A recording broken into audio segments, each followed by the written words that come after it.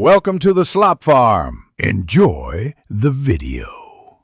In this video, I will show how to make your own kefir milk. Start by adding 1 tablespoon of kefir grains to 2 cups of milk in a clean jar, cover with a breathable lid, and leave at room temperature for about 24 hours. Strain the grains into a new jar, set aside the grains to start a fresh batch, and enjoy chilled kefir plain or flavored with fruit or honey. For reliable results, place your jar in a warm, stable spot away from direct sunlight and avoid temperature swings. Whole milk yields creamier kefir, while lower fat milk ferments a bit faster.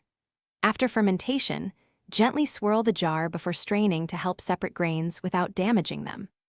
Rinse grains only if they smell off, and always use non-chlorinated water or fresh milk to reactivate grains for the next batch.